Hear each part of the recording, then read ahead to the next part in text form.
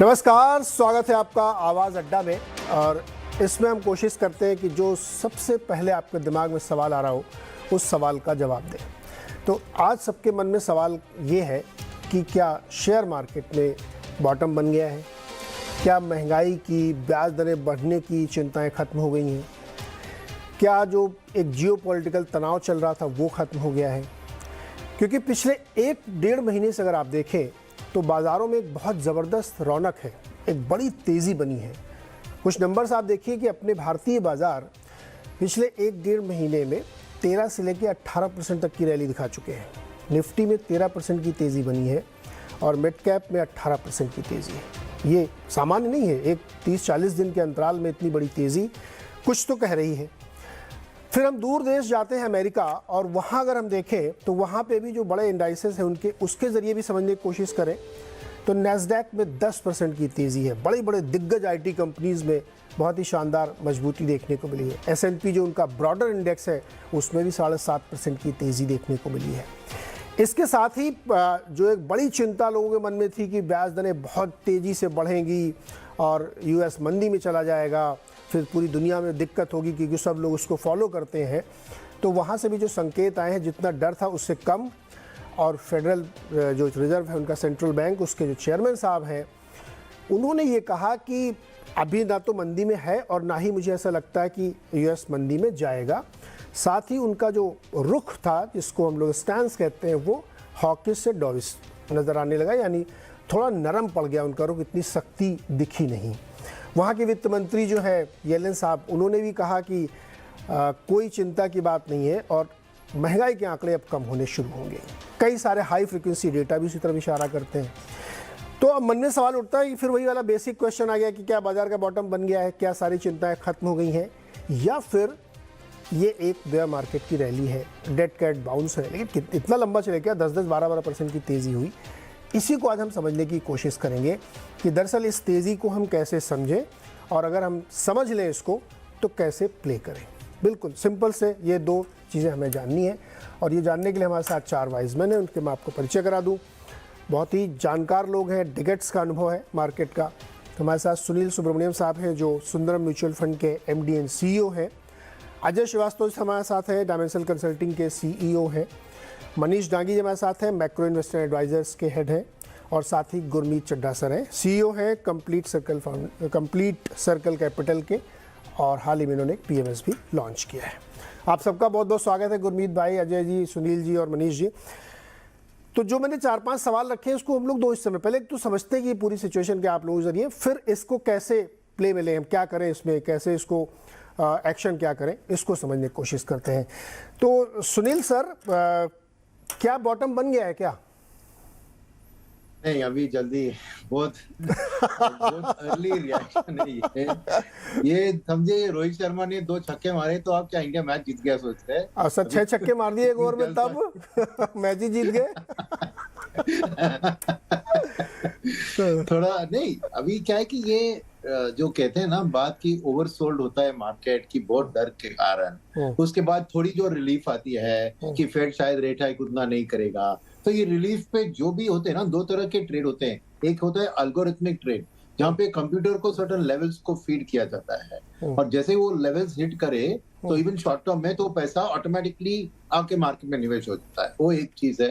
Second है जो hedge fund की बात करते हैं ना, वो भी एक कैरी ट्रेड। तो कैरी ट्रेड में क्या होता है कि एक तरफ मार्केट की रिटर्न, दूसरी तरफ करेंसी की भी रिटर्न में उनको पैसा बनता है। तो जब ऐसी खबर आती है तो डॉलर थोड़ी वीकन होती है, तो इमर्जिंग मार्केट की करेंसी थोड़े स्ट्रेंथ में दिखते हैं, तो उनको लगता है कि मेरे को थोड़ा करेंसी में गेन आ जाएगा। तो ये शॉर्ट टर्म प्ले है, ये न्यूज फ्लो के हिसाब से आपको आती रहेगी ऐसी सिचुएशन। ना ये कहूंगा कि ये एक बॉटम बन गया है, ना मैं कहूंगा जो आपने इंट्रोडक्शन में कहा कि ये बेयर मार्केट की रैली है। मैंने कभी माना नहीं कि ये बेयर मार्केट है। देखिए, इकोनॉमी शायद एडवांस कंट्रीज में थोड़ी दिक्कत दिखा रही होगी, मगर इंडिया में इकोनॉमी में कोई प्रॉब्लम नहीं है। तो लिक्विडिटी ड्रिवन मार्केट ऊपर था नीचे जा रहा है, उसे हम बेयर मार्केट नहीं कह सकते हैं। बेयर मार्केट जब होता है जब इकोनॉमिक फंडामेंटल्स वीक होते हैं, उसके कारण मार्केट गिरती है। ओके, अजय सर, आपको क्या लगता है कि ये जो मार्केट में इस वक्त चल रहा है, इसको रीड करें तो कैसे करें? देखिए, फेड ने 4 बार ब्याज दरें बढ़ाई इस साल अब तक। और अब उनका रुख ठंडा पड़ रहा है। हमारे यहाँ करेंसी थोड़ी सी स्ट्रांग हुई, जो 80 गई थी उससे नीचे आ गई। आरबीआई का रुख भी अब ऐसा लग रहा है कि वो करेंसी को डिफेंड करेंगे। तो सब कुछ बड़ा अच्छा सा दिख रहा है, सब कुछ ठीक ठाक लग रहा है। तो जैसा कि सुनील सर कह रहे हैं कि बेयर मार्केट तो कहने नहीं चाहिए, लिक्विडिटी ड्रिवन रैली थी, ऊपर नीचे होता रहता था। आपको क्या लगता है कि ये सर चिंताएं खत्म हो गई हमारी सारी? देखिए, पहली बात तो मुझे नहीं पता कि आपने जो बना लिया है डिसीजन की फेडरल रिजर्व ने अपना स्टैंड चेंज कर लिया है, वो तो शायद लगता नहीं चेंज किया, बिकॉज उनका बड़ी क्लियर स्टैंड है कि हम इन्फ्लेशन को 2% पे लेके ही आएंगे, चाहे जो मर्जी हो जाए। तो उसके अंदर में तो कोई स्टैंड क्लियर है बिल्कुल, और इंडियन रिजर्व बैंक का भी बड़ा क्लियर स्टैंड है कि इन्फ्लेशन को नीचे लाएंगे। दूसरी बात यह है कि कोई भी चीज आप शुरू करेंगे, आप डिसीजन लेते हैं इकोनॉमिक डिसीजन, उसको 6 से 8 महीने लगते हैं आपको इकोनॉमी में देखने के लिए। तो जो आपके इंटरेस्ट रेट बढ़ रहे हैं और बढ़ते जाएंगे, अभी और बढ़ेंगे, क्योंकि 2 रीजन है। एक तो सेंट्रल बैंक बढ़ा रही है रेट, और इंडिया में भी देखा होगा आपने, बैंक का लिक्विडिटी बिल्कुल कम होते जा रहा है धीरे धीरे। क्रेडिट डिमांड थोड़ी बढ़ी है, डिपॉजिट थोड़े कम हो रहे हैं, और उस हिसाब से इंडिया के अंदर भी अब एक स्क्रैम्बल होगा डिपॉजिट का और रेट का। तो जो आप रेट इंक्रीज देख रहे हैं, इसका इंपैक्ट 4 से 6 महीने बाद आएगा। ये एक अच्छी रैली थी, रिलीफ रैली थी कि कम से कम बिकवाली बंद हो गई। आप ये देखिए, मोटी मोटी बात यह है कि इसमें बिकवाली बंद हो गई, बट आज भी जो मेजर शेयर जो आप निवेशक देखते हैं, जो टॉप निफ्टी के शेयर देखते हैं, उनको आप देखेंगे वो आज अपने 52 वीक हाई पे है। चाहे महिंद्रा ले लीजिए, चाहे आयशर ले लीजिए, चाहे आप नेस्ले ले लीजिए, चाहे हिंदुस्तान ले लीजिए। तो ये नहीं है कि इंडिविजुअल शेयर में कोई इतनी गिरावट हुई है कि जिसमें वैल्यू क्रिएट हुई है। हाँ, मेटल में थोड़ा हुआ होगा वैल्यू क्रिएट, बट जो मेन शेयर जो इंडियंस खरीदते हैं, जैसे बैंकिंग स्टॉक है, उसके अंदर भी नहीं है। और खासकर जो मेरा ये कहना है कि जो कहते हैं बेयर मार्केट नहीं है ये, और ये तो टेम्पररी था, बिल्कुल बेयर मार्केट है ये आज की तारीख में, कोई इसमें दो राय नहीं है। बिकॉज डिमांड कोलैप्स हो रही है धीरे धीरे। आपने आईटीसी से सुना होगा, हिंदुस्तान लीवर से सुना होगा, आपने हर कंपनी के सीईओ से सुन रहे हैं कि धीरे धीरे उनको जो प्रॉब्लम आ रही है, डिमांड की प्रॉब्लम आ रही है। तो मेरा तो यही कहना है कि देखिए, रैली को आप इंजॉय करिए।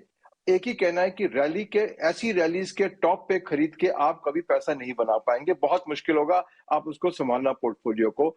तो अगर आप निवेश हैं, अपना पोर्टफोलियो देखिए, उसको इवैल्यूएट करिए कि ये शेयर आगे जाके अर्निंग एक्सपेंशन का शेयर है कि पी एक्सपेंशन की आपने मुद्दा रखा हुआ है। क्योंकि जो निवेशक पी एक्सपेंशन पे मुद्दा अपना निवेश करता है, हाईएस्ट रिस्क पे है इस मार्केट में, कि बिकॉज उसका मतलब यही है कि कोई और खरीदार आएगा और वो पी एक्सपेंशन होगा, बल्कि अंडरलाइंग फंडामेंटल वहीं के वहीं रहेंगे। जो कंपनी आप देख रहे हैं जिसमें आप अर्निंग एक्सपेंशन हो रही है, जैसे होटल इंडस्ट्री ले लीजिए, अर्निंग एक्सपेंशन बड़ी क्लियरली हो रही है, वहां पे तो आप निवेश कर सकते हैं। और उसमें फिर बॉटम टॉप में आप नहीं देख पाएंगे, बिकॉज आपको तो जो मिल रहा है मार्केट से लेना पड़ेगा। तो मेरे हिसाब से इस मार्केट को बहुत आप इंजॉय करिए, लेकिन इसमें कूद मत पड़िए, जिससे कि, क्योंकि ये आपको तकलीफ देगी। ये अब जो रैली हो चुकी है 12% की, ये आपको अच्छा आपका पोर्टफोलियो के लिए है, बट खरीदारी के लिए बहुत ही अब मेरे हिसाब से आपको संयम बरतना पड़ेगा, और फिर मौके आएंगे खरीदने के शेयर को। प्लीज, आपको 6 महीने पहले भी बात की थी आपसे हमने कि मौके फिर कंपनी मार्केट देती है आपको। इस मार्केट में लेके आपसे प्रॉफिट कमाना बहुत ही मुश्किल होगा। आज मेरे तर्क जो है ना, मतलब गिरते जा रहे हैं। मैं तीसरा तर्क लेके आता हूँ। तीसरा तर्क मेरा ये है, गुरमीत जी आप बताइए। देखिए, एफआईआईज ने पिछले साल खूब जम के पिछले क्या, उससे पहले से बेच रहे हैं, खूब बेचा, लास्ट ईयर बेचा। इवन कैलेंडर ईयर 22 में अब तक 2-2.5 लाख करोड़ बेच चुके हैं। लेकिन जुलाई महीने का नंबर आप देखें तो मात्र अभी शायद 7-8 हज़ार करोड़ की सेलिंग हुई है, जो एक ड्रास्टिक फॉल है कि इतनी तेज जो बेच रहे थे अब वो उन्होंने कम कर दिया है। तो क्या इससे मैं मानूं कि अब उनकी नाराजगी खत्म हो गई है, अब वो लौटेंगे? धीरज जी, थोड़ी जल्दबाजी होगी ये कहना कि ट्रेंड रिवर्स हो गया है। 5% के आसपास उन्होंने अपनी होल्डिंग बेची है। अच्छे शेयरों में 8-8, 10-10% होल्डिंग बेची है। एचडीएफसी बैंक में आप देखिए फॉरेन होल्डिंग जो है 7-8% कम हुई। तो मुझे लगता है कि अभी थोड़ा सा जल्दी होगा कहना। हमें 2-3 चीजों पे ध्यान देना चाहिए। पहला, हमें ये देखना चाहिए कि इसका जो रब ऑफ है, तो एक तो रेट हाइक है यूएस में, दूसरा क्वांटिटेटिव टाइटनिंग है। वो जो 9 ट्रिलियन का बैलेंस शीट हो गया था, उसको उनको वापस से कॉन्ट्रैक्ट करना है, और अभी लगभग आधा ट्रिलियन ही किया है, तो हमें इतना वॉलेटिलिटी देखने को मिला है। तो उसको थोड़ा वॉच करना है, और ये भी देखना है कि कहीं बैलेंस शीट इंपैक्ट ना आए बाकी रीजन्स में, यूरोप में। तो अगर लोग कहते हैं फेड बिहाइंड द कर्व है, मुझे लगता है ईसीबी तो कर्व में ही नहीं है, जिस तरीके से यूरोजोन के जो भी हालात है। दूसरा, आपने एक बहुत अच्छा पॉइंट पिछले एक शो में बात करी थी, चाइना में जो अभी रियल एस्टेट में प्रॉब्लम चल रहा है, 25-30% जीडीपी का है रियल एस्टेट, वहां पे रियल एस्टेट का इम्पैक्ट, ऑलमोस्ट $150 बिलियन का पैकेज अभी उन्होंने अब की बात चल रही है, जितने स्टॉल्ड प्रोजेक्ट्स हैं, तो वहां पे एक तरीके का वो हाउसिंग प्रॉब्लम देखने को मिल रहा है, जो शायद हमें यूएस में देखने को मिला था ग्रेट फाइनेंशियल क्राइसिस में। तो थोड़ा सा केयरफुल होने की जरूरत है, बट कुछ ग्रीन शूट्स भी हैं। इंडिया रिलेटिव आउट परफॉर्मर है, हमने उसको हमारा जीडीपी दर इस साल का आप सबसे कंजर्वेटिव एस्टिमेट लेंगे तो शायद 7.40 है IMF का, और 7.5 से 8% का है। हमने अभी तक जो अर्निंग्स देखा, बहुत सारे जो सेक्टर लीडर्स हैं उन्होंने अच्छा परफॉर्म किया रिलेटिवली, इतने कमोडिटी इन्फ्लेशन के बाद। हमने देखा कुछ जगह अच्छा वॉल्यूम ग्रोथ भी आया, मार्जिन इम्पैक्ट दिखा है हमें काफी जगह। तो मुझे लगता है थोड़ा सा ये वो टाइम है कि थोड़ा आपको अपनी बैलेंस शीट देखनी चाहिए फेड बैलेंस शीट की जगह, और रिस्क रिवॉर्ड मेजर करना चाहिए। अपॉर्चुनिटीज है, मैं बार बार बोलता हूँ, मनीष दांगी जी भी हैं शो में, मैं बॉन्ड यील्ड कर्व पे बहुत ध्यान देता हूँ, क्योंकि वो मुझे लगता है रैशनल इंडिकेटर होता है। तो थोड़ा सा इसको क्लोजली वॉच करने की जरूरत है कि यूएस यील्ड कर्व कितनी देर इन्वर्टेड रहता है, 10 ईयर कहाँ जाता है। तो मुझे लगता है कि थोड़ा सा हमें क्या खरीदना है उस पर फोकस ज्यादा करना चाहिए। मैं थोड़ा सा भी न्यूट्रल हूं, मैं नहीं बोलूंगा कि इतनी जल्दी की ट्रेंड रिवर्सल हो गई। चलिए, एक तो हमारे फेवर में है, न्यूट्रल है। मनीष दांगी जी, आप को लगता है कि प्रॉब्लम्स खत्म तो नहीं कहूँगा मैं, लेकिन काफ़ी हद तक कम हो गई हैं और इंडिया इस समय सबसे बेटर पोजीशन पे है? हाय नीरज, तो थोड़ा स्ट्रक्चरली तो हम पिछले कुछ शोज में जो बात कर रहे हैं कि एनर्जी और इन्फ्लेशन जो पूरे अगले कुछ सालों तक रहेगा, तो वो स्ट्रक्चरल वीकनेस तो कहीं गई नहीं है। तो वो उस सेटअप में भी पोजिशनिंग और सिक्लिकली मार्केट्स मूव करेंगे। तो पिछले महीना 2 महीने में कमोडिटीज, खास करके क्रूड का गिरना और नीचे सेटल होना मोर इम्पोर्टेंटली, और फाइनेंशियल कंडीशंस का थोड़ा सा, जैसे आपने बताया कि इजी हो जाना, और फिर कल ऑफ कोर्स परसों जो फेड ने बोला है, तो एक हिंट है कि छोटा सा पिवट है वापस से, क्योंकि काफी बहुत भयंकर टाइटनेस वो कर चुके हैं। तो फेड ने बेसिकली क्या किया है नीरज, की जो एक एसिमेट्रिक बेट था कि हम कुछ भी करेंगे लेकिन रेट्स को टाइट ही करेंगे, उस एसिमेट्री को हटा करके अब सिमेट्रिक कर दिया है कि अगर डेटा अगर सॉफ्ट हो जाता है, जैसे कि 2 क्वार्टर का जीडीपी अगर नेगेटिव आया है और कई लोग इस एक्सपेक्टेशन में है कि शायद अगला क्वार्टर भी खराब ही निकले, तो उस सेटअप के अंदर हम एक वन साइडेड व्यू लेकर के रेट्स को बहुत टाइट नहीं करेंगे, वाटर टाइट नहीं करेंगे, और उसकी वजह से मार्केट उसको रिजॉइस कर रहा है, क्योंकि वो मार्केट में अर्निंग रिसेशन तो था ही नहीं अभी तक। सारा रिसेशन या सारा शेयर मार्केट सेल ऑफ जो दुनिया में है और खास करके यूएस में, वो सिर्फ मैक्रो सेल ऑफ था, जिसके अंदर की एक्सपेक्टेशन की बहुत टाइट इंटरेस्ट रेट्स हो जाएंगी तो इक्विटी रिस्क प्रीमियम बहुत कम हो गया है, जो 3.5% के आसपास रहता है यूएस में, वो 2.5% हो गया था। तो उसकी वजह से काफी सेल ऑफ हो रहा था, तो उसका रिवर्सल है मेरे ख्याल से। स्ट्रक्चरली नीरज, मेरा व्यू यही है कि अगला 3 साल में इस भाव पे यूएस हो या इंडिया, आपको बहुत रिलेटिवली कम रिस्क प्रीमियम मिलेगा बॉन्ड पे, लेकिन उसके बीच में बार बार, क्योंकि ये वाइल्ड स्विंग्स आएंगे दोनों साइड, तो ट्रेडर्स के लिए कॉन्ट्रास्ट सॉर्ट ऑफ स्ट्रैटेजी से आपको बार बार अपॉर्चुनिटीज मिलेंगी। ट्रेडर्स डिलाइट रहेगा, ऊपर नीचे होगा तो ट्रेडर्स कर सकते हैं। अजय सर, एक और तर्क है मेरा। एक तो सवाल ये कि क्या हम इंडिया को अलग पोजीशन करके देखें, भाई एकदम नहीं कर रहा हूँ कंप्लीटली डिकपल हो गया हुआ, लेकिन उसको अलग करके मैं कुछ नंबर्स आपके सामने और रखता हूँ। हमारी जो क्रेडिट ग्रोथ है वो 4% थी इस क्वार्टर में, which is highest in several years, और लगातार उसमें बढ़ रहा है। ऑटो सेल्स के नंबर्स आप देखिए काफ़ी इम्प्रूव हुए हैं और प्री कोविड लेवल की तरफ तेज़ी से बढ़ रहे हैं, तो अगर आप वो नंबर्स देखें तो वो भी काफ़ी एनकरेजिंग है। और जो डिमांड है वो शायद थोड़ी इस वजह से टेपर डाउन दिख रही होगी कि प्राइसिंग बहुत ऊपर हो गई है, लेकिन डिमांड एज सच बहुत ज़्यादा नहीं गिरी है किसी भी सेगमेंट में। गाड़ियों में भी देखिए कितनी लंबी लंबी बुकिंग्स चल रही हैं, और हमने गिरे भी हम कम थे। तो क्या हम ये मान के चले कि ठीक है अमेरिका में बहुत प्रॉब्लम है, चाइना में भी बहुत प्रॉब्लम होगी, यूरोप तो सबसे ज़्यादा प्रॉब्लमेटिक है, लेकिन इंडिया बेटर पोजीशन्ड है और इसलिए यहाँ का बाजार इस तरह का रेजिलियंस दिखा रहा है और बाउंस कर रहा है बार बार? देखिए इंडिया का बाजार रेजिलियंस इसलिए दिखा रहा है कि इंडियन निवेशक बिल्कुल भी अपने प्रॉफिट पे नजर नहीं रखता है। उसको एक गुट्टी पिला दी गई है कि आप 10 साल तक इक्विटी रखेंगे तो आपकी रिटर्न बहुत बढ़िया आएगी। उसको ये नहीं देख रहा है कि पिछले 1 साल की रिटर्न 0 है। सो अब जो थोड़ा लेसन जो मिला है सब इन्वेस्टर्स को, हमको भी उसमें से है कि सबको मिला है कि आपको अपना प्रॉफिट बुक करना ही पड़ेगा।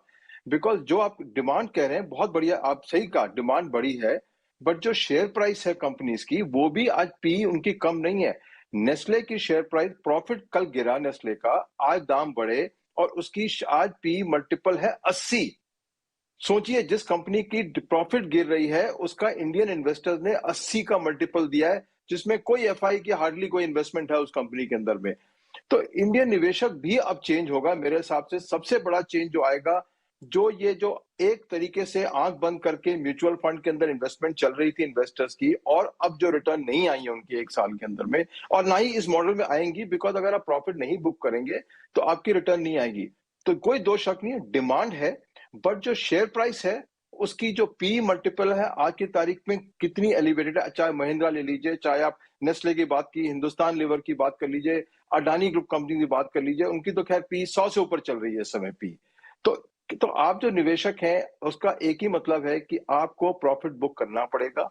और इसलिए जो टेक इट फॉर ग्रांटेड है कि इंडियन इन्वेस्टर अब डालता ही रहेगा एसआईपी और आता ही रहेगा मार्केट में, आई थिंक वो पैराडाइम अब चेंज होगा। बिकॉज उसको एफडी में रेट अच्छे मिल रहे हैं, 10 से 11% एनबीएफसी में रेट मिलने शुरू हो गए उसको, तो उसके पास अब एक ऑल्टरनेटिव आ गया है। अब पहले ऑल्टरनेटिव था 5% 4% की एफडी, आज ऑल्टरनेटिव है 9 और 11% की एफडी। आप इंडेक्स भी देखेंगे निफ्टी का, तो 1 साल का रिटर्न टोटल निफ्टी 50 का है 10% आज की तारीख में, और वो सारा 10% पिछले 30 दिनों में आया है। तो जो हमने लिया हुआ है कि इंडियन निवेशक तो करेगा ही करेगा निवेश, और ये मार्केट तो ये कहीं जाएगी नहीं, आई थिंक वो अब आप देखेंगे पैराडाइम चेंज होगा। इन्वेस्टर प्रॉफिट बुक करेगा, एसआईपी स्लो होंगी, डेफिनेट स्लो होंगी SIPs. And I think Sundaram sir के पास में तो आप जा सकते हैं, इनसे पूछ सकते हैं, पर मेरे हिसाब से अब निवेशक का स्टैंड इंडिया में चेंज होगा। बिकॉज जिन्होंने प्रॉफिट देखा और जाते हुए भी देखा और आते हुए भी देखा, वो अब बोलेगा मुझे कैश चाहिए बैंक के अंदर में। तो सो दो चीजें हैं, एक take it for granted Indian investor को आप भूल जाइए कि अब वो शायद मेरे हिसाब से प्रॉफिट बुक करेंगे, और म्यूचुअल फंड के अंदर में स्लो होगी इन्वेस्टमेंट। कैश मार्केट में ऑलरेडी काफी स्लो है इन्वेस्टमेंट, आप देख चुके हैं इस बात को। दूसरी बात है, इंडियन स्टॉक कोई सस्ते नहीं है, ग्रोथ है उसके अंदर में, लेकिन वो ग्रोथ 7% की ग्रोथ है, कोई 12-14% की ग्रोथ नहीं है। और अगले साल का ग्रोथ परसेंटेज आप देखेंगे तो वो है 6% से भी नीचे है। तो अगर आप थोड़ा 1 साल का निवेशक की आप देख रहे हैं, 2 साल देख रहे हैं, तो अगले साल इकोनॉमी का बेस्ट गवर्नमेंट एस्टिमेट भी 6% का है।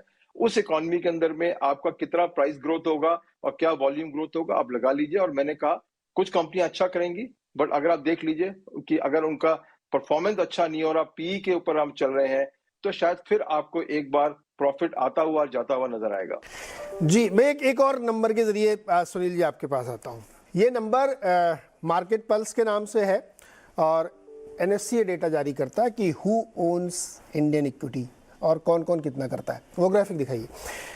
वो बहुत ही दिलचस्प आंकड़ा है, वो जो थोड़ा लैग से आता है, 30-40 दिन के लैग से। तो हमारे पास जो लेटेस्ट नंबर है वो मार्च क्वार्टर तक का है, यानी FY22 की क्लोजिंग का है मार्च में। आप देखिए तो उसमें ये दिखाया गया है कि जो रिटेल इन्वेस्टर है वो उससे पहले वाले क्वार्टर में और इस वाले क्वार्टर में सेम था, यानी FY22 के Q4 और FY22 के Q3 में सेम लेवल पे वो खड़ा हुआ है। घटा कौन है? FIIs, वो 19.2% NSE यूनिवर्स की लिस्टेड कंपनीज को होल्ड करते हैं, जो इससे पहले वो 19.7% करते हैं, 0.5% कम हुआ है, और उससे पहले भी 0.8% कम हुआ था। लेकिन रिटेल इन्वेस्टर जो इस लेवल पे खड़ा हुआ है 9.7% पे, ये 15 ईयर्स का हाई है, और इतने बुरे दौर में भी उसने छोड़ा नहीं। मजे की बात ये देखिए, ये कमाल है इन्वेस्टर का। और जो ये 8.5-9 करोड़ के डीमेट अकाउंट्स खुले हुए हैं, उससे लगता है कि रिटेल इन्वेस्टर अभी भी डटा हुआ है, 12,000 करोड़ की SIP कर रहा है। सुनील सर, ये जो नंबर्स हैं ये कुछ बताते हैं कि FIIs ने इतना लाखों करोड़ की, 3-3 लाख करोड़ की एक साल में बिकवाली करी, लेकिन उन्होंने हिम्मत नहीं हारी और डटे रहे मैदान में। तो क्या उनको अब आगे ऐसा कुछ डर लग सकता है, लेकिन चूंकि आप लोग उनसे डायरेक्टली डील करते हैं कि नहीं, उनका कॉन्फिडेंस बरकरार है और वो इस जंग में इस साइड में खड़े रहेंगे कि आज नहीं तो कल, यानी 3-6 महीने में तो चीज़ें पलटेंगी, और वो इसके साथ खड़े हुए हैं। तो मैं 2-3 चीज अजय जी ने जो कहा मेरे लिए वो बहुत एक्सट्रीम व्यू है। ओके, ठीक है, मैं ऐसा कोई अपने म्यूचुअल फंड के आंकड़े में कोई स्लो डाउन नहीं देख रहा हूँ। सेकेंड चीज, जो 12,000 करोड़ की एसआईपी है उसमें 65% से ज्यादा आपको 5 ईयर प्लस की एसआईपी है। तो रिटेल इन्वेस्टर का 5 ईयर प्लस को प्री क्लोज करके एसआईपी को निकालना, एक साल में पैसा नहीं बना तो वो एसआईपी को 12,000 से 5,000, 6,000 या 9,000 में घटेंगे, ये नहीं मैं बिलीव करता हूँ। शायद 12,000 से 15,000 जाने की तो उम्मीद थी, तो 15 के बदले में 13,000 जा सकती है शायद। तीसरी चीज है, आप ये रिटेल इन्वेस्टर का पैसा 12,000 करोड़ इतना छोटा आंकड़ा नहीं है जो आप समझ रहे हैं, क्योंकि आपने जो डेटा अभी दिख रहा है स्क्रीन पर देखिए, उसमें जो 36% प्रमोटर का निकालिए तो बाकी बनता है फ्री फ्लोट, और इस 36 में आप उसको घटाएंगे तो एफआईएस का एक्चुअली बनता है 40%, क्योंकि इसको 3/2 में आपको मल्टीप्लाई करना है। तो इस सेल ऑफ के पहले एफआईएस का ओनरशिप ऑफ फ्री फ्लोट था 45%, यानी ये 2.5 लाख करोड़ की सेल ऑफ में 5% एफआईएस की बिक्री थी, राइट। तो ये 12,000 करोड़ एसआईपी बुक जो म्यूचुअल फंड में है, एक साल में 1.5 लाख करोड़ की परचेसिंग, यानी मैं कह रहा हूं कि बस 2 साल में जो एफआईएस की जो बिक्री थी वो म्यूचुअल इन्वेस्टर्स कवर कर सकते हैं। तो वापस एक रैली के लिए ये जरूरत नहीं कि 45% तक जाना चाहिए एफआईएस की ओनरशिप, 42 तक भी गया तो बाकी का सपोर्ट डोमेस्टिक इन्वेस्टर्स प्रोवाइड करेंगे। तो मार्केट फिर लाइफ टाइम हाई में पहुंचने में उसको खाली आधे जो एफआईएस बाहर गए वो वापस आएंगे, तो मेरे ख्याल में मार्केट लाइफ टाइम हाई दिखाएगी। सेकंड चीज है कि वो कह रहे थे कि ये टीना फैक्टर, यानी नो अल्टरनेटिव, यानी जो बैंक डिपॉजिट लो थे इसलिए वो म्यूचुअल में आए। मैं कहूंगा कि वो कारण नहीं था, कारण था कोविड का। कोविड का टाइम में सब लोगों घर से जो काम कर रहे थे, आईटी प्रोफेशनल्स, ये सब, उनके पास टाइम बहुत था तो इंटरनेट में जाके वो डीमैट खोल के ट्रेडिंग कर रहे थे। ये एक change in the behaviour pattern है, और ये मिलेनियल इन्वेस्टर थोड़ी बैंक में डिपॉजिट डाल के उसके हिसाब से कंपेयर करता है। शायद मेरे जमाने के लोग उतना बैंक डिपॉजिट, तो ये एक्टिव इन्वेस्टर्स है जो डीमैट के थ्रू आए थे, और जो अभी म्यूचुअल फंड इन्वेस्टरी के लिए एक बहुत बड़ा पूल बन गया है मार्केट करने की, क्योंकि इनको ऑलरेडी इक्विटी मार्केट की एक टेस्ट मिल गई है, एक जानकारी आ गई है, और उन्होंने ऊपर उतर भी चढ़ा है, गिराव भी देखा है। तो म्यूचुअल फंड इनको कन्वर्ट करके मेरे ख्याल में म्यूचुअल फंड के फ्लोस, और इस महीने जो आईपीओ सॉरी एनएफओस 3 महीने के लिए बंद किए थे सभी ने, अभी वापस खुल गए, तो अच्छा रिस्पांस मिल रहा है एनएफओस को, यानी इंटरेस्ट इक्विटीज में थ्रू म्यूचुअल फंड अभी जारी है। और जो आपने वो डेटा में भी रिटेल इन्वेस्ट को दिखाया ना, मैं कहूंगा कि उसमें एमएफ को भी जोड़ दो, क्योंकि एमएफ में भी रिटेल इन्वेस्टर्स शामिल करते हैं ना। एमएफ की जो ओनरशिप है ज्यादातर रिटेल है, तो retail is direct equity retail जो आपने दिखाया प्लस एमएफ का रिटेल, तो रिटेल का बहुत बड़ा हिस्सा होता है इस मार्केट में, और वो सपोर्ट जारी है। और फाइनली मैं कहूंगा कि ये एक साल का रिटर्न नेगेटिव हो गया इसलिए मैं निकालूंगा, नहीं तो और इक्विटी में नहीं डालूंगा, ऐसी बिहेवियर में कंप्लीटली नहीं देख रहा हूँ इन्वेस्टर्स में। इनफैक्ट ऑन द कॉन्ट्ररी, वो अपने आसपास भविष्य में जो हो रहा है इकोनॉमिक की बढ़त या एक सरकार की जो रिफॉर्म्स, इनमें इनका भी हाथ होता है इन्वेस्टर को इक्विटी में निवेश करना। तो एक डिफरेंट इन्वेस्टर है जो 4-5 साल पहले या 2006-7 के गिरावट बढ़त के बाद जो गिरावट 8-9 में देखा, वैसी एक पैनिक करने वाली रिटेल आज की जनता नहीं है। आज बहुत मैच्योर हो गई है, उसने उतार चढ़ाव देखा है, तो थोड़ा गिरावट आ सकता है। मैं अजय की बात यही कह रहा हूँ, मैं एक्सट्रीम कह रहे थे, थोड़ा गिराव, थोड़ा स्लो डाउन आ सकता है, 12,000 11,000 तक भी जा सकता है, समझिए। मगर वो तो खराब चीज नहीं है, वो फ्रेश 11,000 करोड़ एवरी मंथ है, तो एक साल में लाख करोड़ का बाइंग डोमेस्टिक से आएगा ना, तो मार्केट के लिए मजबूत सपोर्ट मिलेगा। तो मेरे ख्याल में वही मैं कह रहा था, ये मेरे को बेयर मार्केट रैली नहीं है। सुनील सर, दो पॉइंट आपके समर्थन में और जाते हैं। वो ग्राफिक फिर से दिखाइए, वो जो पाई हमने बनवाई थी। आपने सही कहा कि उसमें जो म्यूचुअल फंड है ना, उसने अपना एक्सपोजर बढ़ाया है, हर क्वार्टर में बढ़ाते बढ़ाते, और इस क्वार्टर में बढ़ा, जो लेटेस्ट डेटा हमारे पास है उसमें भी बढ़ा है। तो जो इन्वेस्टर है वो लेटेस्ट दिख रहा है कि म्यूचुअल फंड के रास्ते से भी और डायरेक्ट दोनों में उसने हिस्सेदारी अपनी जो है इंटैक्ट रखी है, बढ़ाई है रादर। और उस दौर में वो नहीं रुका, जब बहुत मुश्किल के दौर थे, जब पूरा देश 156 देश बिल्कुल लॉकडाउन में थे, तो अब तो सब चीज़ें खुल रही हैं। अब तो आईटी में मैंने सुना कि इतना ज़बरदस्त एट्रिशन है, नौकरियों में भरमार हो रही, पैसे खूब बढ़ रहे हैं, तो वो क्यों रुकेगा? ये एक बड़ा महत्वपूर्ण सवाल है और ये हमारे मन की इच्छा नहीं है, डेटा बता रहा है। गुरमीत, आप भी जो है इस नंबर्स को देखें और जिस तरीके के रिस्पॉन्सेज हम लोगों को दिखते हैं मार्केट में इन्वेस्टमेंट के लिए, बल्कि अजय जी ने जो बात कहा मैं उससे सहमत हूँ कि इस इक्विटी मार्केट सिर्फ आपके पास अल्टरनेट ही नहीं बेटर रिटर्न कमाने के लिए। अब आप ट्रेडर के थ्रू बन के कमाएं या इन्वेस्टर बन के कमाएं, क्योंकि एफडी में तो बड़ा कम पैसा मिल रहा है। तो आपका अनुभव क्या कहता है? धीरज जी, दो ट्रेंड हमें देखने को मिल रहा है। हमारी फर्म में करीबन 1500 रिटेल क्लाइंट्स हैं हमारे पास, जो हमारी ऐप के थ्रू या हमारी टीम से एंगेज करती है। और करीबन 125 फैमिली ऑफिसेज हैं जिनको हम इन्वेस्टमेंट्स से रिलेटेड सलाह देते हैं। तो एक ट्रेंड जो हमको देखने को मिल रहा है कि इस वोलेटिलिटी में जो स्पेकुलेटिव मनी था वो कम हुआ है। जो आईपीओ में लग रहा था कि एक हफ्ते में मैं पैसे को डबल करूंगा, या न्यू एज कंपनी में पैसा लगाऊंगा, मैं क्रिप्टो में पैसा लगाऊंगा, इनफैक्ट ऑन द कॉन्ट्ररी वो पैसा थोड़ा सा फ्लो जो है थोड़ा सा डायरेक्ट इक्विटी और एमएफ्स की तरफ जा रहा है, वो देखने को मिल रहा है। दूसरा, जिन्होंने थोड़ा नुकसान किया, डू इट योरसेल्फ जिसे हम बोलते हैं, वहां पे वो अब एडवाइस सीख कर रहे हैं उनको, क्योंकि जैसा मैंने बोला निफ्टी साल के शुरू में 17,600 था और अभी 17,100 है। तो निफ्टी तो 500 पॉइंट डाउन है। हम इतना एनालिसिस कर चुके हैं 6 महीने में रिसेशन का, बॉन्ड यील्ड कर्व का, और हाहाकार हमने मचाई है। तो लोगों ने पैसा अपना जो बर्न किया है वो बैड इन्वेस्टमेंट डिसीजन से किया है। अगर आप प्रूडेंट रहते तो मार्केट फ्लैट है और 1 साल का एसआईपी का रिटर्न तो पॉजिटिव है एक्चुअली। तो थोड़ा सा मुझे लगता है ये करेक्शंस जो होते हैं बीच बीच के ना, ये बाजार में रैशनैलिटी वापस लाते हैं। ये जो एक्सुबरेंस हो रहा था कि क्विक मनी बनना चाहिए, बहुत सारे मेरे मित्र थे वो फुल टाइम एफएनओ ट्रेड में लग गए थे। तो कुछ जगह मुझे लगता है ये रैशनैलिटी वापस आ रही है। तो स्पेकुलेटिव जो पैसा था, हॉट मनी जो था, उसमें मैं मानता हूँ कि वो अच्छे के लिए है, मेरा मानना है। और कुछ जगह मेरी फैमिली ऑफिस से बात हो रही है, वहां डिस्कशन ये है कि कैसे इसको स्टैगर करना है। सबको पता है कि थोड़ा सा कंसर्न है। इमर्जिंग मार्केट का मैं अभी डेटा देख रहा था, करीबन 20 इमर्जिंग मार्केट्स में जो बॉन्ड यील्ड है डबल डिजिट हो गई। तो थोड़ा सा कंसर्न है हर तरफ, थोड़ा स्लो डाउन भी ग्लोबली देखने को मिल रहा है। तो जो डिस्कशन है फैमिली ऑफिसेज में, जो उनके सीएफओस के साथ डिस्कशन हो रहा है, वो ये है कि किन पॉकेट्स में अपॉर्चुनिटी है। ये थोड़ा सा डिफरेंट ट्रेंड है, क्योंकि मैं 18 साल से हूँ मार्केट में।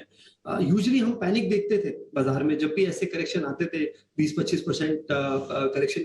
इस बार वो पैनिक देखने को नहीं मिला। हो सकता है शायद और नीचे जाता 10% तो देखने को मिलता, लेकिन 15, 100-200 तक भी वो पैनिक हमको देखने को नहीं मिला। और अभी फोकस, और मैं जितने प्रमोटर्स से मिलता हूँ धीरज जी हमारे, तो मुझे एक ना बिजनेस कॉन्फिडेंस दिखाई देता है। मुझे केपेक्स प्लान्स के बारे में चर्चा सुनाई देती है। आप हर सेक्टर में देखिए, चाहे वो एपीआई है, चाहे वो इलेक्ट्रॉनिक मैन्युफैक्चरिंग है, चाहे वो बैंक्स जैसे आपसे ब्रांचेस खोल रहा है डिस्पाइट ये जो फिनटेक चैलेंज है। आप हर सेक्टर में देखेंगे जो मार्केट लीडर है वो स्ट्रांग हो रहा है और एक्सपेंशन ऑफ बिजनेस कॉन्फिडेंस की बात कर रहा है। तो शॉर्ट टर्म में वॉलेटिलिटी है, वो मार्केट का इंटीग्रल पार्ट है। तो ऐसा पैनिक देखने को नहीं मिल रहा है। इनफैक्ट मुझे बहुत ही मैच्योर्ड और रिस्पॉन्स देखने को इन्वेस्टर्स से मिला है। और मैं बार बार बोलता हूँ, हम ये रिटेल निवेशकों का जो मजाक उड़ाते हैं, मेरा ये लाइफ में मानना है कि डिसिप्लिन इंटेलिजेंस से स्कोर करता है हर फील्ड में। और वो हमें अब देखने को मिल रहा है कि जो ज्यादा एनालिसिस कर रहा था, जो बहुत सुपर एनालिसिस कर रहा था, वो मार्केट में आज भी भारी बैठा है। और जो डिसिप्लिन में से एलोकेट कर रहा है वो कुछ है। रिटर्न एक्सपेक्टेशन इंपॉर्टेंट है। अगर आपका रिटर्न एक्सपेक्टेशन 10-15% है तो मुझे लगता है अभी भी मार्केट अच्छा है।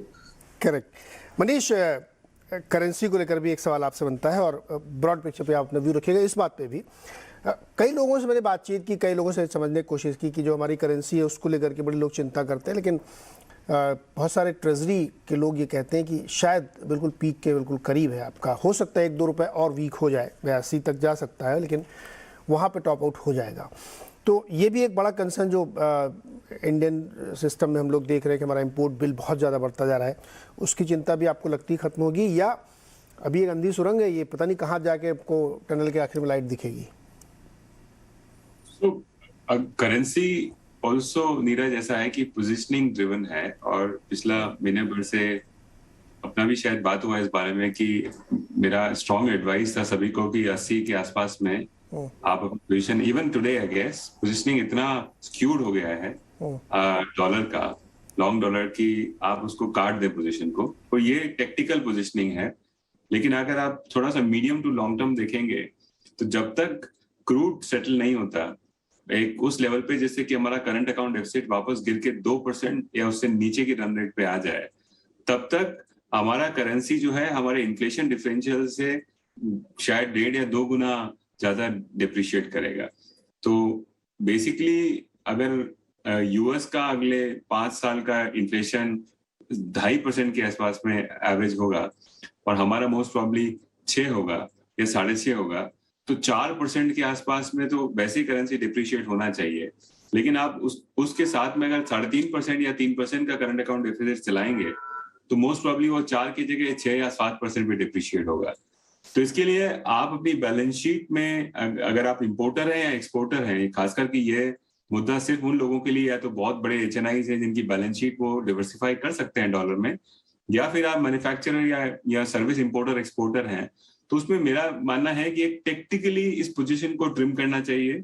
लेकिन स्ट्रैटेजिकली मीडियम टर्म के लिए अभी भी जब तक हम अगर क्रूड और करंट अकाउंट डेफिसिट को सेटल देखता ना पाए, तब तक हमारे पास उपाय नहीं है हमारी करेंसी को इंक्रीमेंटली सिर्फ 2 रुपए नहीं, शायद एक रन रेट जो पिछले 5-10 सालों से हम जिससे कमोबेश हम लोग कंफर्टेबल हैं, जो मोर लाइक 3-3.5% के आसपास में सालाना डिप्रिशिएट होता है, उसकी जगह शायद 6-7% पे डिप्रिशिएट करता चला जाएगा जब तक ये दोनों चीजें सेटल ना हो। ओके, तो ये चीज़ें सेटल ना हो तब तक चलेगा। और क्रूड को लेकर के थोड़ी सी असमंजस है, लेकिन शायद हमको लगता है $100 के आसपास तक की डिस्काउंटिंग कंपनीज करके चल रही हैं। अच्छा, चीन वाली एक जो जिक्र अभी गुरमीत ने किया था, मैं वहाँ पे अपने दर्शकों को खाली जानकारी के लिए बता दूं कि वहाँ पे एवरग्रांडे और बहुत सारे बिल्डर्स जो है डिफ़ॉल्ट कर रहे थे। तो अनुमान लगाया गया करीब $200 बिलियन की डिफ़ॉल्ट हो सकते हैं।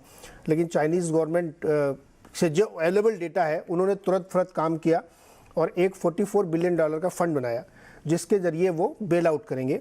और फिर एकदम ताज़ा खबर ये निकल के आई कि $29 बिलियन का वो सस्ता कर्ज देंगे 2.25% पर। और उन तमाम बिल्डर्स को जो स्टक हो गए हैं या जो फंस गए हैं, जिनकी EMI रोक दी थी लोगों ने, बड़ा वहाँ पे धरना प्रदर्शन चल रहा था, वो सारे ईज आउट होते हुए दिखेंगे। तो एक बड़ा कंसर्न था कि अरे चीन में अगर ये डिफ़ॉल्ट हो गया तो क्या होगा। शायद चाइनीज़ गवर्नमेंट उसको ठीक करने या उसको बेल आउट करने के लिए सही तरीका लेके चली आई है। और वैसे भी उन सारे बॉन्ड्स पे बहुत ज़्यादा फॉरेन एक्सपोजर था नहीं कि अगर एवरग्रांडे डिफ़ॉल्ट कर भी जाए पूरी तरीके से तो बहुत फ़र्क नहीं पड़ता, क्योंकि उसमें बहुत ज़्यादा एक्सपोजर वर्ल्ड का नहीं था। तो ये तो है जानकारी।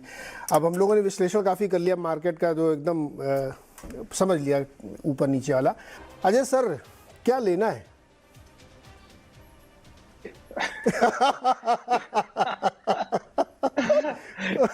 देखिए, मैं तो एक ही दरखास्त करता हूँ कि आपके प्रोग्राम को आधा आधा होना चाहिए। क्या लेना है तो उतना मुश्किल नहीं है, क्या बेचना है ये बात करनी चाहिए। बिकॉज सबसे बड़ी बात आप पूछेंगे लोगों से, वो यही बोलेंगे कि यार प्राइस अच्छी थी, बेच देते हैं उस तारीख को। तो सबसे बड़ा रिमोर्स जो होता है इन्वेस्टर के अंदर में, बाकी कॉलीग भी मानेंगे कि ना बेचने का रिमोर्स जो है वो ना खरीदने से ज्यादा होता है हमारे हिसाब से। तो आपने पूछा कि इस रैली के अंदर में अब क्या खरीदना है, मैंने अभी भी वही रिपीट करूंगा, ओनली वही कंपनियां जहां पे हम क्लियर प्रॉफिट एक्सपेंशन देख रहे हैं, उसके वहीं पे खरीदना है हमने। और चाहे सेक्टर एग्नोस्टिक रहिए आप, आज की तारीख में कुछ फर्क नहीं पड़ता आपको किस सेक्टर में आप हैं, बट ये समझ के चल लीजिए कि ये जो अगर आपकी कंपनी में प्रॉफिट एक्सपेंशन, वॉल्यूम एक्सपेंशन नहीं नजर आएगा, या कोई इवेंट ऐसा नहीं आएगा, जैसे आपने देखा जैसे पीवीआर आइनॉक्स का वो मर्जर हुआ, थोड़ी डायनेमिक्स ही चेंज हो गई और उसमें रिटर्न इन्वेस्टर्स बहुत अच्छी आई उन शेयरों के अंदर में, तो उस हिसाब से चलेंगे तो आपका फायदा होगा। दूसरा एक सेक्टर है जो मैं कई बार कहता रहता हूं कि इंडिया के लिए वो शायद टाइमिंग का इशू नहीं है, वो आप कब खरीद सकते हैं खरीद लीजिए, वो है डिफेंस कंपनीज का। अनफॉर्चुनेटली वो डिफेंस कंपनीज मोर और लेस सारी पीएसयूज में है, लेकिन उसके लिए मैं एक एक्सेप्शन करता हूं पीएसयूज के लिए कि वो कंपनियां हमेशा अपने पोर्टफोलियो में खरीदते जाइए, बिकॉज जो हमारा रुपी डॉलर की हालत है, ये हमारी लोकल कंपनीज ही सप्लाई करेंगी डिफेंस को और एक्सपोर्ट भी शायद करेंगी। तो चाहे आप उसको आप एरोप्लेन का ले लीजिए, चाहे मिसाइल्स का ले लीजिए, चाहे इलेक्ट्रॉनिक ले लीजिए, इन कंपनियों में आप हमेशा मेरे हिसाब से जा सकते हैं, इसमें बेहिचक इन्वेस्ट करते हैं।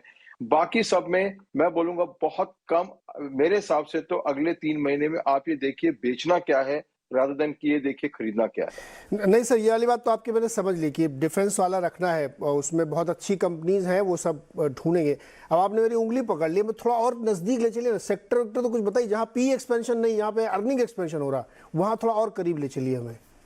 देखिए जैसे कई सेक्टर्स हैं, जैसे हमारी जो के शेप रिकवरी के जो सेक्टर्स हैं, आप देखेंगे कि लग्जरी होटल्स क्लियरली वहां पे तो प्रॉफिट एक्सपेंशन बहुत जबरदस्त। आप होटल ले लीजिए, आज 25,000 रुपए से नीचे इंडिया में होटल नहीं मिलेगा, जो पिछले 2 साल सर वीकेंड में तो बुकिंग भी नहीं मिल रही है आजकल, फोन करते रहो बुकिंग नहीं मिलती है। ठीक है, तो एक सेक्टर तो बड़ा क्लैरिटी दे रहा है कि होटल सेक्टर के अंदर में तो क्लियर पाथ है, प्रॉफिट में आप जाएंगे उसके अंदर में। जहां इंडस्ट्री कंसोलिडेट हो रही है, हमने भी बात करी, मल्टीप्लेक्स इंडस्ट्री है, वहां मार्जिन बढ़ेंगे ही, बिकॉज अब जब कंपटीशन ही नहीं बचा है तो आप कहाँ जाएंगे? आप अगर उनके सिनेमा में नहीं जाएंगे तो कहीं जा ही नहीं सकते आप फिर। आप तो उनके पास एक मोनोपोली स्टेटस आ गया, अब वहां पे आप निवेश करिए आराम से। जैसे आपका जो रिटेल शोरूम्स हैं, जैसे आपके ये जो ज्वेलरी के हैं, अब जो सीजन आएगा इसमें कोई अल्टरनेटिव ही नहीं है आपके पास में। प्रॉब्लम एक आ रही है कमोडिटीज, हमारी सबसे बड़ी होल्डिंग इस समय कमोडिटीज में, हमारे इन्वेस्टर्स की आज भी कमोडिटी में टॉप 1 होल्डिंग है। एक रिस्क जो है, जो अब हमको सता रहा है, वो रिस्क है वो सरकार का की आंख अगर उस सेक्टर पे पड़ती है, जहां प्रॉफिट आता है तो वो टैक्स आ जाता है। तो उसको रिस्क को रखते हुए अंदाज में आज हम नहीं बोल रहे हैं कमोडिटी और मेटल, बिकॉज सरकार का व्यू बड़ी सिंपल है कि इन्फ्लेशन के लिए हमें डायरेक्टली कंपनी पे अगर हमें टैक्स लगाना है तो वो हम लगाएंगे। तो इसलिए पहली बार 3 साल में आज मैं नहीं बोलूंगा कि आप कमोडिटी में जाइए इंडिया में, बिकॉज गवर्नमेंट का टैक्स उसके आपके साथ साथ आएगा। तो आप रिटर्न कमाएंगे या गवर्नमेंट पहले टैक्स ले जाएगा, ये होल्ड लगेगी आप में, तो शायद ना ही रहे तो इसमें अच्छा है। तो आई थिंक थोड़ा जवाब दे दिया आपको मैंने। हाँ, मतलब जहाँ पे के शेप रिकवरी वाले, मतलब अच्छी ज्वेलरी जहाँ है, महंगी गाड़ियाँ जहाँ है, महंगी घड़ियाँ जहाँ है, वो वाले सेक्टर्स में पैसा बनेगा क्योंकि वहाँ पे अर्निंग्स एक्सपेंड हो रही है। तो वहाँ पे एक बात बोलूंगा और आपको कि पैसा रखिए अपने पास में, बिकॉज अक्टूबर से मार्च के अंदर में मेरे हिसाब से कम 50 से 100 आईपीओ आएंगे जो सब रुके हुए हैं। अब की बार आपको बहुत बढ़िया प्राइसिंग मिलेगी उसके अंदर में, तो उसके लिए अपना पैसा जरूर रखिएगा बरकरार, बिकॉज कहीं अपने आपको मौके मिलेंगे बहुत बढ़िया आपको लेने के। और इसलिए, और ये आपने जो 3 सेक्टर लिखे, डिफेंस, होटल, मल्टीप्लेक्स, मैं एक और कहूंगा जो ट्रैवल सेक्टर की कंपनियां हैं, कई ऑनलाइन ट्रैवल कंपनियां हैं हमारे इंडिया में, बहुत बेहतरीन कंपनियां हैं, प्रॉफिटेबल कंपनियां हैं, उनको जरूर रडार पर रखिएगा, बिकॉज वो न्यू एज भी हैं और प्रॉफिटेबल भी हैं।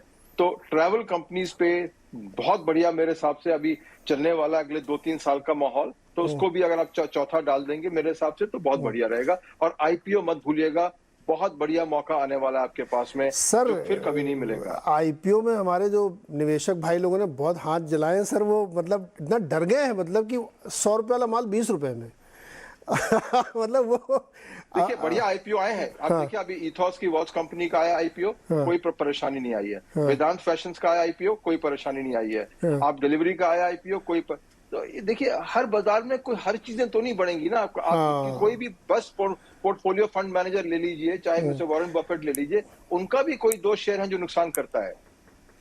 परफेक्ट सर, मैं एक छोटा सा मैंने आपसे रिक्वेस्ट करनी थी, जैसा मैं सोचा ऑनलाइन ही ऑन एयर ही कर लूँ ना, तो आप फिर जो है हमारे साथ जुड़े रहेंगे। आपने एक बहुत अच्छी बात कही कि क्या बेचना है, ये लोग सीखते नहीं हैं। मैं इसको थोड़ा सा टिल्ट करता हूँ, कब बेचना है, क्योंकि ये बात सच है कि अगर आप बेचना नहीं सीखेंगे तो आप प्रॉफिट बनाएंगे कैसे? आप खरीदते रहेंगे तो कभी तो प्रॉफिट तो चाहिए, कागज पे थोड़ी बनेगा। तो मैं इस पर एक चर्चा करना चाहता हूँ कि वो क्या सिम्टम्स होते हैं, वो क्या साइंस होते हैं कि कितना रिटर्न आपको मिल जाए तो आपको प्रॉफिट बुक करना चाहिए, फिर उसी स्टॉक में आप री एंट्री कर सकते हैं। लेकिन वो बेचने की कला, आर्ट ऑफ सेलिंग, ये मैं शो करूंगा सर, आप प्रॉमिस करके जाइए कि आप उसमें हमारे साथ शामिल होंगे। आपका हुक्म सर, आंखों पे।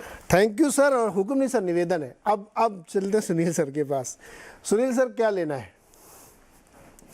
देखिए, ब्रॉडली मैं सहमत हूं जो अजय जी ने कहा है कि मार्जिन एक्सपेंशन की ओर ख्याल होना है। तो मार्जिन एक्सपेंशन मेरे लिए 2 चीज में आएगी जरूर, और वो है एक बैंकिंग में, क्योंकि जैसे ही लोन की डिमांड बढ़ रही है, बैंकिंग सिस्टम में एक बदलाव आया है पिछले 3 साल में कि वो लो इंटरेस्ट रेट की जो रेजिम चली थी पोस्ट कोविड में, उसने बहुत से गुड क्वालिटी बैंक्स ने लॉन्ग टर्म फिक्स्ड रेट पे पैसा उठाया, चाहे वो लॉन्ग टर्म फिक्स्ड डिपॉजिट्स हो या डॉलर में बोरिंग हो जिसको उन्होंने हेज किया है। तो एक नॉर्मली बैंकिंग सिस्टम में जब रेट्स बढ़ते हैं तो डर आती है कि क्या वो मार्जिन को मेंटेन कर पाएंगे। बट अब की स्थिति जो पोस्ट कोविड वाली स्थिति है उसमें उनका cost of funds relatively fixed है, मगर सभी उनके लोन रीप्राइसेबल फ्लोटिंग रेट लोन है, चाहे वो हाउसिंग लोन है, चाहे वो वर्किंग कैपिटल लोन्स है, चाहे वो टर्म लोन्स कॉर्पोरेट्स को दे रहे हैं, उनकी बैलेंस शीट में ज्यादा रीप्राइसिंग वाली लोन्स है तो हर क्वार्टर में रीप्राइस हो जाते हैं। तो बैंक के मार्जिन एक्सपेंशन जरूर मुझे आगे दिख रहा है, और डिपॉजिट का तो उनके पास भरपूर पैसा पड़ा है इतने सालों से जनधन योजना के कारण। तो वो एक मैं बैंकिंग और गुड एनबीएफसीज की पोर्टफोलियो में मार्जिन एक्सपेंशन देख रहा हूँ।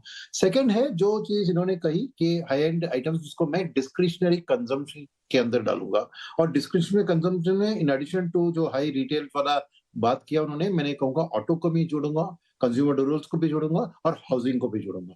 तो ये सब कंपनियों में आप देखेंगे कि एक मार्जिन एक्सपेंशन मुझे जरूर दिख रहा है, क्योंकि 2 साल कोविड में समर का वॉश आउट हुआ है और कुछ डेवलपमेंट नहीं हुआ है। मगर उनके पास और भी एक चीज थी कि उनकी मार्जिन बहुत घट गई, क्योंकि ऑयल के और इंपोर्टेड आइटम्स के दाम उनके मार्जिन के ऊपर दबा गया।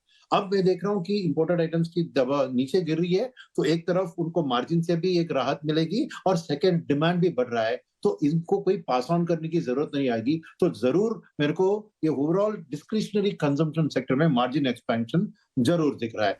तीसरा है जहां पे थोड़ा ध्यान से चलना चाहिए, वो कैपिटल गुड्स और इंडस्ट्रियल्स। यहाँ पे क्या है कि मार्केट ऑर्डर बुक को ज्यादा ध्यान देती है और मार्जिन को कम। तो यहाँ पे जैसे ही ऑर्डर बुक रिवील होते हैं, जैसे हमने देखा है कि कैपेसिटी यूटिलाइजेशन की नंबर्स वापस 72% पे पहुंच गई है, और ये 72% एक तरफ हमारा long term average capacity utilisation का रेट है, मगर समझिए कि 72 में एवरेज है तो कोई कंपनियां 80-85 में होगी और कोई 50-60 में। तो 80-85 वाले को लग रहा है कि 2 साल के बाद मेरे पास प्रोडक्ट नहीं होंगे बेचने के लिए, और वो कैपेसिटी के क्रिएशन में 2 तो 3 साल लगते हैं। तो capacity creation from Indian private sector, this is apart from government capex, apart from PLI का कैपेक्स, ये प्राइवेट सेक्टर का, और आंकड़े देखेंगे आप, एक यू शेप्ड रिकवरी दिख रहा है in terms of private investment projects commencing.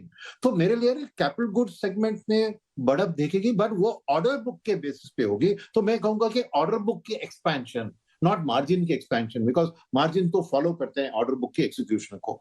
ये 3 मैं सेक्टर खरीदने की सलाह दूंगा अभी। और फाइनली मैं एक बात कहना चाह रहा हूं कि देखिए ये 3 महीना खरीदने के लिए बहुत अच्छी वक्त है। क्यों मैं कह रहा हूं कि जैसे अक्टूबर आता है ना, तो सितंबर क्वार्टर की अर्निंग्स जो आएगी उसमें एक आप देखेंगे फुल्ली कमोडिटी प्राइस की गिरावट का इफेक्ट मार्जिन के ऊपर दिखेगा। इस क्वार्टर के अर्निंग्स में वो नहीं दिख रहे हैं, तो ऑटोमेटिकली मेरे को सितंबर क्वार्टर के अर्निंग्स में थोड़े margin expansion on the ground दिखने को मिलेंगे। 1 2 अक्टूबर महीने में क्या होता है कि मार्केट की सोच FY23 की फॉरवर्ड अर्निंग्स से FY24 की फॉरवर्ड अर्निंग्स के ऊपर ध्यान चली जाती है। तो एक साल में 12 से 15% भी आप निफ्टी का ले ले या मीडियम स्मॉल कैप का 15 से 18 in terms of earnings growth, तो ऑटोमेटिकली वैल्यूएशंस करेक्ट हो रहे ना, तो वो एक तरफ की मार्जिन एक्सपेंशन, और कहते हैं वैल्यूएशन का एक्सपेंशन मार्जिन एक्सपेंशन के साथ मेरे को वैल्यूएशन की भी थोड़ी एक्सपेंशन अक्टूबर से शुरू होती हुई दिख रही है। तो मेरे लिए आज एक खरीदने का बहुत बढ़िया वक्त है। मैं थोड़ी अलग किस्म का मेरा सोच है इस स्थिति में कि अभी बाइंग का टाइम है हमारे लिए। नहीं, बिल्कुल सही। कई सारे जो आइडियाज़ मिल रहे हैं, और हमारे जो एक्सपर्ट लोग ना वो इतना क्लोज आपको ले जाते हैं ना कि आप बिल्कुल नो ब्रेनर आप समझ जाएंगे कि वो क्या कहना चाह रहे हैं और कौन से मतलब स्टॉक की तरफ वो इशारा कर रहे हैं। नाम नहीं ले सकते हम लोग इस शो में, लेकिन आप बिल्कुल उस वर्ज पे पहुंच गए कि आप आराम से समझ सकते हैं कि किस तरफ उनका इशारा है। मनीष जी, आप क्या ले रहे हैं आजकल?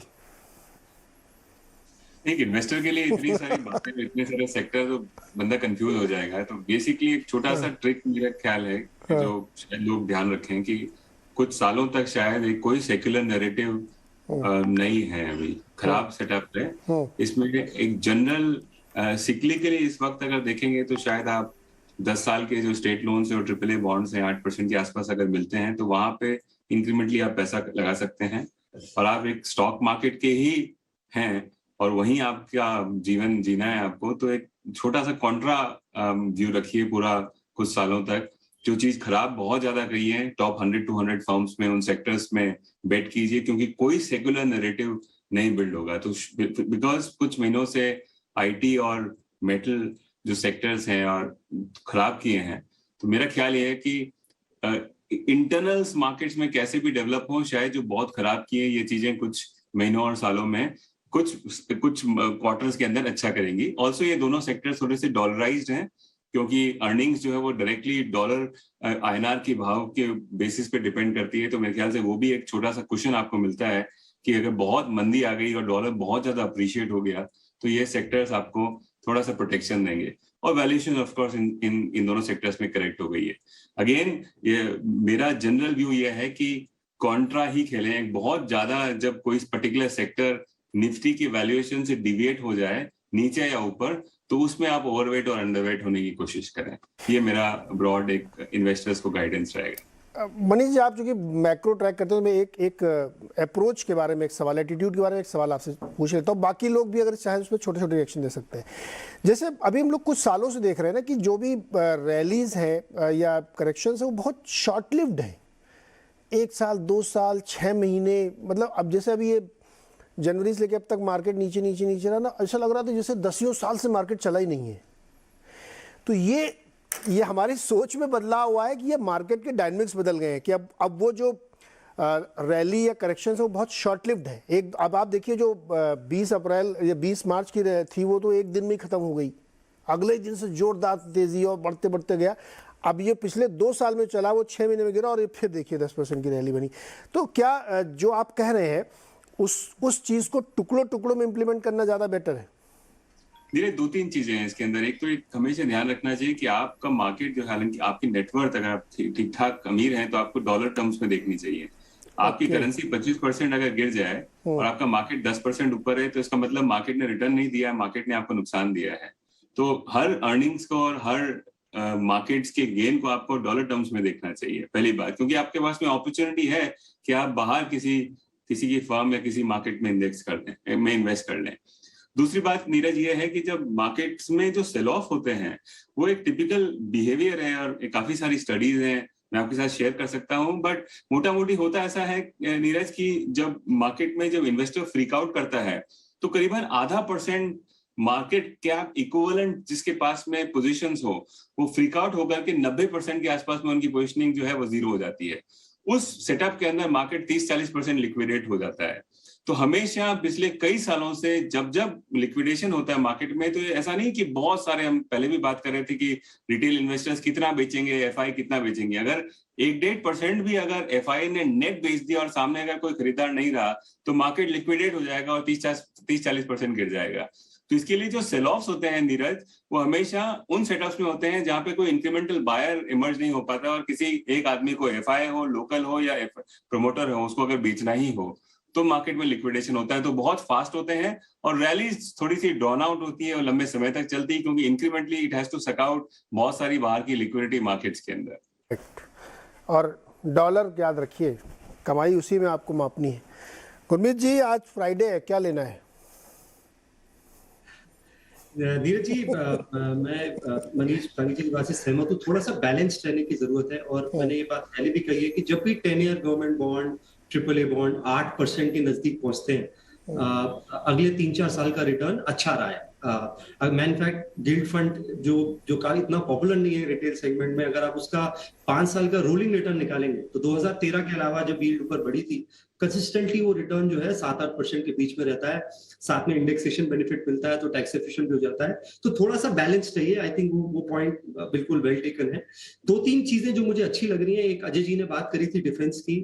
अभी आपने देखा 3 दिन पहले मिनिस्ट्री ऑफ डिफेंस ने स्मॉल आर्म्स और स्वॉन ड्रोन्स का 28,700 करोड़ का अप्रूव किया है बाइंग। तो स्मॉल आर्म्स में काफी प्लेयर है, उसमें पीएसयूज हैं, अदानी डिफेंस है, कल्याणी ग्रुप है, काफी सारे हैं। लगभग 4 लाख जिसे हम क्लोज क्वार्टर कार्बाइन्स बोलते हैं, जो एंटी टेरर ऑपरेशन या जो लाइन ऑफ कंट्रोल में हमारी फोर्सेस यूज करती हैं, उसका ऑर्डर मिलेगा। ये पहले एक यूएई बेस्ड फर्म को मिलता था, ये अब इसमें डोमेस्टिक प्लेयर्स आएंगे। इसी सब सेगमेंट पे एक डीआरडीओ ने करीबन 8,500 करोड़ का जो ऑर्डर दिया, उसमें आपका जो गाइडेड रेंज रॉकेट एम्यूनिशन है और जो एरियल कमांड सेंटर है उसको भी अप्रूव किया है। उसमें एक पीएसयू है और एक एक नागपुर बेस्ड कंपनी है जो हम एक डिस्क्लोजर देना चाहता हूँ, हमारे पोर्टफोलियो में है सोलार इंडस्ट्रीज। तो बहुत सारे अच्छे डिफेंस प्ले हैं। ये थोड़ा सा टेक्निकल है क्योंकि कुछ कंपनीज नेवल में स्ट्रांग हैं जैसे महिंद्रा, कुछ कंपनीज लैंड सिस्टम्स में स्ट्रांग है, ड्रोन्स में भी कई है, मीडियम एल्टीट्यूड है, लो एल्टीट्यूड है, कॉम्बैट है, तो थोड़ा टेक्निकल लाइन है, तो इसको थोड़ा स्टडी करने की जरूरत है। हमारे पोर्टफोलियो में हम सोलार इंडस्ट्रीज होल्ड करते हैं, 28% मार्केट शेयर उनका इंडस्ट्रियल एक्सप्लोजर्स में, तो कोल इंडिया और इंफ्रास्ट्रक्चर को एक्सप्लोजर सप्लाई करते हैं। एक्सपोर्ट में 70% मार्केट शेयर है। पीछे उन्हें काफी डिफेंस ऑर्डर मिला, हैंड ग्रेनेड्स का मिला, अभी ये जो नया ऑर्डर है उसमें उनकी हिस्सेदारी होगी। उन्होंने भी एक यूएस की ड्रोन कंपनी को भी एक्वायर किया है। पिछले 4-5 साल में 22% का उनका रेवेन्यू कैगर ग्रोथ है, तो बहुत अच्छा उन्होंने किया है। ROC लगभग 23-24% के आसपास है। थोड़ा सा महंगा है क्योंकि डिफेंस प्ले में अभी थोड़ा रेडार में है, तो 30 टाइम्स अर्निंग्स के आसपास है, बट ये सेक्टर बड़ा एक्साइटिंग है और हमने देखा है गवर्नमेंट भी डिफेंस एक्सपोर्ट्स की बात कर रही है, तो एक्सपोर्ट हमारा 7-8x हो गया है और ये निश प्ले है, तो इसमें HAL है। हम काफी सारी चीजों को ट्रैक कर रहे हैं, बट एक जो पोर्टफोलियो स्टॉक है वो सोलर इंडस्ट्री है। दूसरा जो हाउसिंग रिवाइवल है नीरज जी, ये बहुत सॉलिड देखने को हमें मिल रहा है। आप देखिए अभी नाइट फ्रैंक की रिपोर्ट आई है, house registrations are at a multi year high. तो इंडिया में 2 सबसे बड़ी डिस्क्रिशनरी एक्सपेंडिचर है, अपना घर और अपना गाड़ी। तो दोनों में हमें बहुत स्ट्रॉन्ग डिमांड देखने को मिल रही है। कुछ पेंटअप डिमांड है, कुछ कोविड इंड्यूस डिमांड है। आपने अगर नतीजे भी देखे हो, जैसे एशियन पेंट्स के नतीजे देखे हो, पॉलीकैप के नतीजे देखे हो, आपको उसमें डिमांड दिखेगा। जैसे पॉलीकैप में उनका जो केबल एंड वायर सेगमेंट है जिसमें वो जाने जाते हैं, 24% मार्केट शेयर हो गया। तो कमोडिटी इन्फ्लेशन से एक जो चीज हो रही है, ऑर्गेनाइज्ड प्लेयर्स और प्रीमियमाइजेशन का ट्रेंड और मजबूत हो रहा है। तो हम कहते हैं ना, एडवर्सिटी में भी अपॉर्चुनिटी होती है। तो जो स्ट्रॉन्ग प्लेयर है उस सेक्टर का, वो एडवांटेज ले रहा है। हमने एशियन पेंट्स का देखा, वॉल्यूम ग्रोथ 6 क्वार्टर हाई आया, YOY 30-35% वॉल्यूम ग्रोथ थी, quarter on quarter volume growth थी। स्टॉक रिकमेंडेशन नहीं है, मैं रजिस्ट्रेशन के लिए बात कर रहा हूँ। और एक जो थीम हमें लग रहा है जो बहुत लॉन्ग टर्म है, और मेरा लॉन्ग टर्म से मतलब है 4-5 साल से ऊपर का थीम है, वो ये API और क्रैम्प्स प्ले है। मुझे ये लगता है कि ये बहुत, हमने डिवीज लैब्स को कई बार डिस्कस किया है कि वो इंडिया का one of the largest API manufacturer है और बड़ा ट्रस्टेड प्लेयर है बिग फार्मा का कॉन्ट्रैक्ट रिसर्च और मैन्युफैक्चरिंग में। अभी लॉरेस लैब्स के भी बहुत अच्छे नतीजे आए कुछ दिन पहले। तो दर्शकों को समझाने के लिए, लॉरेस लैब बेसिकली API में है और कॉन्ट्रैक्ट रिसर्च और मैन्युफैक्चरिंग में है। FY17 में 80% उनका जो रेवेन्यू आता था वो नॉन ARV API से आता था। ARV बोलते हैं एंटी रेट्रोवायरल, ये जो HIV को सप्रेस करने के लिए और इम्यून सिस्टम को रिप्लेस करने के लिए जो ड्रग यूज होता है उसे ARV बोलते हैं। ये 80% था रेवेन्यू का, ये अब 45% रह गया। और जो कस्टम सिंथेसिस बिजनेस है, जो हम कॉन्ट्रैक्ट रिसर्च में, जो हाई मार्जिन बिजनेस है जो आप MNC फार्मा के लिए करते हैं, वो इस क्वार्टर लगभग 37% हुआ। ये हाई, तभी उनका मार्जिन भी लगभग 19-29% आया। तो ये 3-4 थीम जो हमें लगता है, जैसे डिफेंस, हाउसिंग और जो API फार्मा, ये हमें काफी अच्छा।